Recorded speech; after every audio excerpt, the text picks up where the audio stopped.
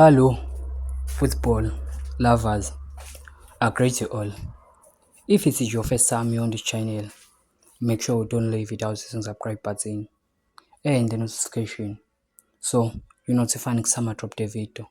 So please like. Sorry that I updated you today is that McCarthy goes in the history of books of Kaizer Chiefs.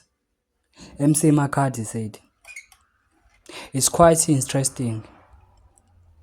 I was 2 years I was 2 years old when my dad scored against Golden Arrows in 2005. And I knowing that I manipulated him make it historic. I was not aware that he has done that and I was not expecting that I will do the same." Eden McCarthy told the Kaizer Chief Media. "It was amazing that my first goals happened against a team that my father also scored against. As it was my first goal for the club, and I will be one for the historian books, one to remember.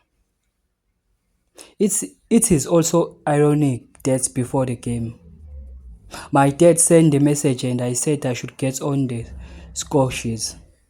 So, if you are new here on this channel, make sure you don't leave without hitting the subscribe button and the notification so you're notified next time I drop the video. And please, rewrite your thoughts on the comment section.